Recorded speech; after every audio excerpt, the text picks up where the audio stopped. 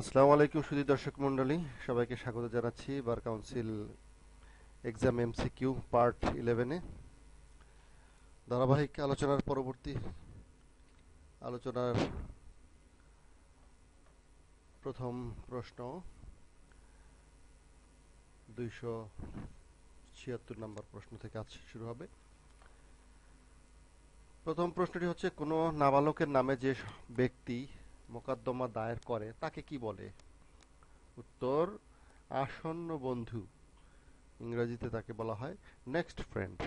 অর্থাৎ কোনো ব্যক্তি কোনো নাবালকের নামে যে মোকদ্দমা পরিচালনা করবেন, দায়ের করবেন এবং পরিচালনা করবেন, তাকে বলা হবে আসন্ন বন্ধু বা নেক্সট ফ্রেন্ড। নেক্সট কোশ্চেন, আসন্ন বন্ধু বা নেক্সট ফ্রেন্ড ছাড়া মোকদ্দমা দায়ের করা হলে বিবাদী কি করবেন? উত্তর, উক্ত মোকদ্দমার খরচ সহ আরজিটি নথি থেকে অপসারণের জন্য আবেদন করতে পারেন। পরবর্তী প্রশ্ন, ইন্টারপ্লিডার মোকদ্দমা কত ধারায়? উত্তর, ধারা 88, আদেশ 35। আবার বলছি, ইন্টারপ্লিডার মোকদ্দমা কত ধারায়? এটি ধারা 88 এবং আদেশ 35। ইন্টারপ্লিডার মোকদ্দমা কি? 88 ধারা এবং 35 আদেশে যে ইন্টারপ্লিডার মোকদ্দমা, এই ইন্টারপ্লিডার মোকদ্দমাটি কি? উত্তর, একাধিক দাবিদারের বিরুদ্ধে দায়েরকৃত মোকদ্দমা যার বিষয়বস্তুতে বাদীর কোনো দাবি থাকে না, দাবি কেবলমাত্র বিবাদীর মধ্যে সীমাবদ্ধ থাকে। এর মানে হচ্ছে, ইন্টারপ্লিডার মোকদ্দমা একটি এক্সাম্পল দিলে বিষয়টি শুধু দর্শক মণ্ডলী আপনাদের সবার কাছে ক্লিয়ার হয়ে যাবে। যেমন, এক ব্যক্তি গাড়িতে বা বাসে ভ্রমণ করার সময় একটি স্মার্টফোন অর্থাৎ অ্যান্ড্রয়েড মোবাইল ফোন বাসে ভুলে রেখে চলে গেলেন। পরবর্তীতে একজন সৎ ব্যক্তি ওই স্মার্টফোনটি পেয়েছেন। পাওয়ার পরে তিনি একটি ঘোষণা দিয়েছেন যে আমি একটি স্মার্টফোন পেয়েছি, এই ফোনটি বা এই মোবাইলটি যার, তাকে আমি দিয়ে দেব। এই অবস্থায় কয়েকজন ব্যক্তি দাবি করে বলেন যে এই মোবাইলটি বা এই স্মার্টফোনটি আমার। তখন যে ব্যক্তি এই মোবাইলটি পেয়েছেন তিনি দ্বিধাদ্বন্দ্বে পড়ে যান, কাকে দিবেন। এখানে যে ব্যক্তি মোবাইল পেয়েছেন তার কোনো স্বার্থ নেই, অরিজিনালি যার মোবাইল তাকে দেওয়ার জন্য তিনি প্রস্তুত। এই অবস্থায় তিনি যদি সিদ্ধান্ত নিতে না পারেন, এটি কার কনফার্ম হতে না পারেন, সেক্ষেত্রে আদালতে তিনি একটি মামলা দায়ের করতে পারেন। আদালত উপযুক্ত ব্যক্তিকে খুঁজে বের করার চেষ্টা করবেন। এই যে মোকদ্দমাটি দায়ের করা হয়, অর্থাৎ একাধিক দাবিদার বা ব্যক্তির বিরুদ্ধে দায়েরকৃত যে মোকদ্দমা, এই মোকদ্দমাটাকেই বলা হয় ইন্টারপ্লিডার মোকদ্দমা। এখানে বাদীর অর্থাৎ যিনি মোকদ্দমাটি দায়ের করেন তার কোনো স্বার্থ থাকে না, তবে এই মামলা করতে গিয়ে যদি তার কোনো খরচ হয়ে থাকে, সেই খরচটুকুন তিনি ওই মালিকের কাছ থেকে নিতে পারবেন। এটা হচ্ছে ইন্টারপ্লিডার মোকদ্দমা। আশা করি বুঝতে পেরেছেন বন্ধুরা। পরবর্তী প্রশ্ন, নিঃস্ব ব্যক্তির মোকদ্দমা কত ধারায়? নিঃস্ব ব্যক্তির মোকদ্দমা, উত্তর হচ্ছে আদেশ 33। আমরা এর আগে পড়েছি ইন্টারপ্লিডার মোকদ্দমা ধারা 88 এবং আদেশ 35, আর এবার নিঃস্ব ব্যক্তির মোকদ্দমা যেটি আদেশ 33-এ আছে। পরবর্তী প্রশ্ন, নিঃস্ব ব্যক্তি কে? উত্তর হচ্ছে, যে ব্যক্তি আইন অনুযায়ী মোকদ্দমার নির্ধারিত ফিস দিতে অক্ষম বা যে প্রয়োজনীয় পরিধেয় বস্ত্র এবং মোকদ্দমার বিষয়বস্তু ব্যতীত 5,000 টাকা মূল্যের সম্পত্তির অধিকারী নয়। অর্থাৎ যে ব্যক্তি মামলা দায়ের করার খরচ দিতে অক্ষম, অথবা আরেকটু ক্লিয়ারভাবে বলা যায়, তার পরিধেয় যে বস্ত্র এবং মোকদ্দমার বিষয়বস্তু, অর্থাৎ যেই বিষয়বস্তুটি নিয়ে মোকদ্দমা দায়ের করবেন সেই মোকদ্দমার সেই বিষয়বস্তুটুকু এবং তার পরিধেয় বস্ত্র, এগুলো ছাড়া তার কাছে 5,000 টাকা মূল্যের সম্পত্তির অধিক সম্পত্তি নাই এরকম যে ব্যক্তির বেলায় হবে সেই ব্যক্তিকে আইনের ভাষায় বলা হবে নিঃস্ব ব্যক্তি। আশা করি বুঝতে পেরেছেন। নেক্সট কোশ্চেনে চলে যাই। নিঃস্ব ব্যক্তি হিসাবে মোকদ্দমা দায়েরের অনুমতির আবেদনপত্রের সাথে কি যুক্ত করতে হবে? উত্তর: আবেদনকারীর স্থাবর অস্থাবর সম্পত্তির তফসিল এবং ইহার আনুমানিক মূল্য এগুলো দায়ের করতে হবে। পরবর্তী প্রশ্ন: নিঃস্ব ব্যক্তি হিসেবে মোকদ্দমা দায়েরের অনুমতির আবেদন কে আদালতে দাখিল করবে? প্রশ্ন: নিঃস্ব ব্যক্তি হিসাবে মোকদ্দমা দায়েরের অনুমতির আবেদন কে আদালতে দাখিল করবে? উত্তর: নিঃস্ব ব্যক্তি স্বয়ং, অর্থাৎ নিঃস্ব ব্যক্তি নিজে করবে যদি সে আদালতে উপস্থিত হতে অব্যাহতিপ্রাপ্ত না হয়ে থাকে। সে যদি আদালতে উপস্থিত হতে অব্যাহতিপ্রাপ্ত না হয়ে থাকে তাহলে সে নিজেই করবে, আর সে যদি আদালতে উপস্থিত হতে অব্যাহতিপ্রাপ্ত হয় তাহলে সেই ক্ষেত্রে সে স্বয়ং নিজে না করলে চলবে। নেক্সট কোশ্চেন: নিঃস্ব ব্যক্তি হিসাবে মোকদ্দমা দায়েরের অনুমতির আবেদন আদালত কখন প্রত্যাখ্যান করতে পারেন? উত্তর: আবেদনকারী নিঃস্ব না হলে।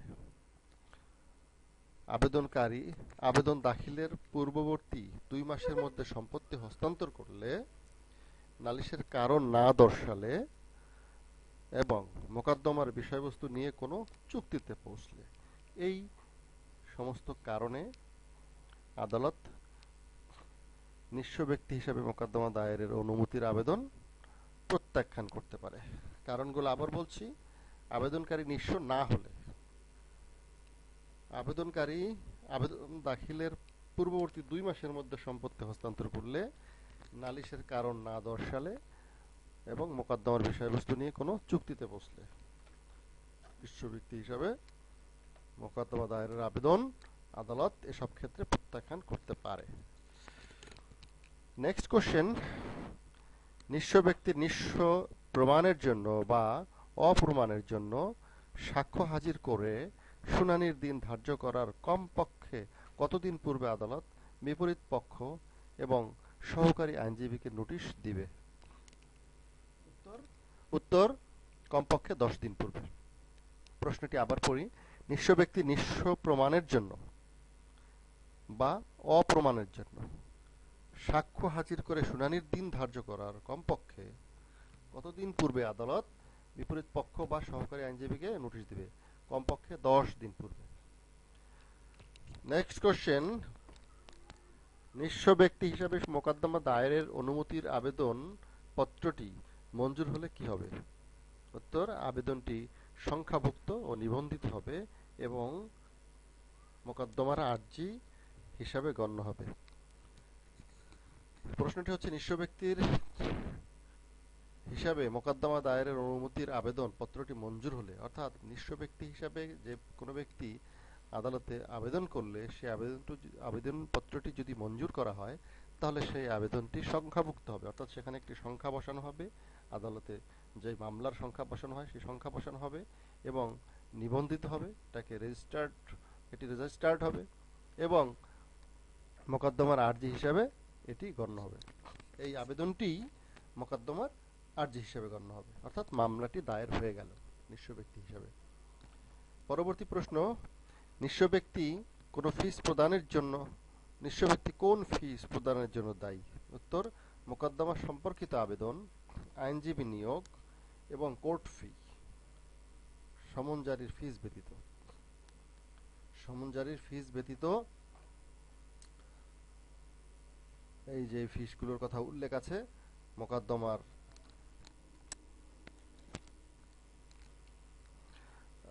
মোকদ্দমা সম্পর্কিত আবেদন, আইনজীবী নিয়োগ এবং কোর্ট ফি, এগুলো দিবে।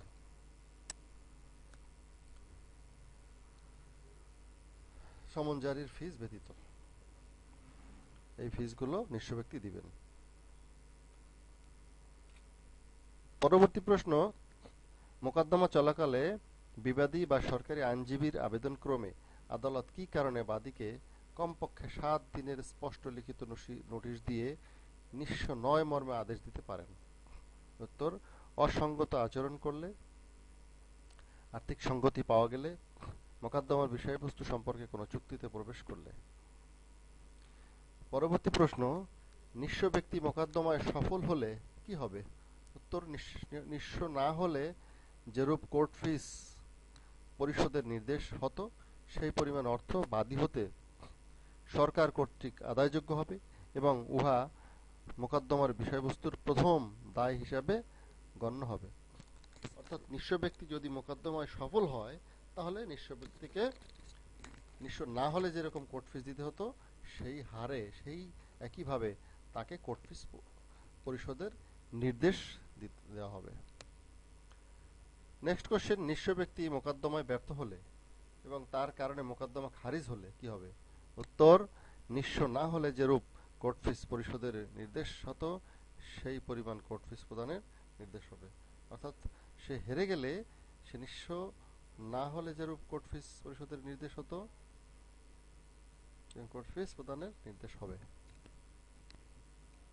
অর্থাৎ নিঃস্ব ব্যক্তি যদি মোকদ্দমায় ব্যর্থ হয় এবং তার কারণে যদি মোকদ্দমা খারিজ হয় তাহলে তাকে কোর্ট ফিস পরিশোধের নির্দেশ দেওয়া হবে যেরূপ নিঃস্ব না হলে দেওয়া হতো। নেক্সট কোশ্চেন, মোকদ্দমা প্রত্যাহার ও মীমাংসা কত ধারায়? আদেশ 23। মোকদ্দমা প্রত্যাহার ও মীমাংসা দেওয়ানি কার্যবিধির আদেশ 23 নম্বরে রয়েছে। পরবর্তী প্রশ্ন, মোকদ্দমার আর্জি প্রত্যাহার কত ধারায়? উত্তর, আদেশ 23 এর বিধি 1। নেক্সট কোশ্চেন, মোকদ্দমা দায়ের হবার পর বাদী কখন তার দাবি প্রত্যাহার বা আংশিক পরিত্যাগ করতে পারে? উত্তর, যখন আদালত নিশ্চিত হন যে আনুষ্ঠানিক ত্রুটির কারণে মোকদ্দমাটি অবশ্যই ব্যর্থ হবে অথবা যখন আদালত নতুনভাবে মোকদ্দমা দায়ের করার অনুমতি দেন। পরবর্তী প্রশ্ন, সোলেনামা বা কম্প্রোমাইজ কি? উত্তর, মোকদ্দমার তর্কিত বিষয়ে উভয় পক্ষের মধ্যে আপোষ হলে ওই সম্পর্কে উভয় পক্ষ কর্তৃক স্বাক্ষরিত যে আবেদন আদালতে দাখিল করা হয় তাকে সোলেনামা বলে। অর্থাৎ মোকদ্দমার তর্কিত বিষয় উভয় পক্ষের মধ্যে আপোষ হলে ওই সম্পর্কে উভয় পক্ষ কর্তৃক স্বাক্ষরিত, অর্থাৎ উভয় পক্ষ যদি তর্কিত বিষয়ে আপোষে আসেন তাহলে উভয় পক্ষ স্বাক্ষর করে যে আবেদন আদালতে দাখিল করেন সেই আবেদনটাকে বলা হবে সোলেনামা বা কম্প্রোমাইজ। নেক্সট কোশ্চেন, সোলে ডিক্রি বা কম্প্রোমাইজ ডিক্রি কি? উত্তর হচ্ছে, সোলেনামার উপর ভিত্তি করে অর্থাৎ আপোষমূলক স্বাক্ষরিত যে উভয় পক্ষের আবেদনটি আদালতে পেশ করা হয় সেটাকে বলা হয় সোলেনামা। আর সোলেনামার উপর ভিত্তি করে আদালত যে ডিক্রি প্রদান করে তাকে সোলে ডিক্রি বলা হয়। সোলেনামার উপর ভিত্তি করে আদালত যে আদেশ প্রদান করেন তাকে বলা হয় সোলে ডিক্রি। একাধিক বাদীর একজনকে আদালত মোকদ্দমা প্রত্যাহারের অনুমতি দিতে পারে কখন? উত্তর, অন্য বাদীর সম্মতিতে, অর্থাৎ অন্যান্য বাদীদের সম্মতিতে একজনকে আদালত মোকদ্দমা প্রত্যাহারের অনুমতি দিতে পারে। পরবর্তী প্রশ্ন, সোলে ডিক্রি বা কম্প্রোমাইজ ডিক্রির বিরুদ্ধে কি করা যায়? রিভিউ। সোলে ডিক্রির বিরুদ্ধে রিভিউ করা যাবে। সোলে ডিক্রির বিরুদ্ধে আপিল করা যাবে না, রিভিউ করা যাবে। নেক্সট কোশ্চেন, কোন রায়ের বিরুদ্ধে আপিল চলে না? এটার উত্তর হচ্ছে সোলে ডিক্রি বা পক্ষগণের সম্মতি ভিত্তিক ডিক্রি।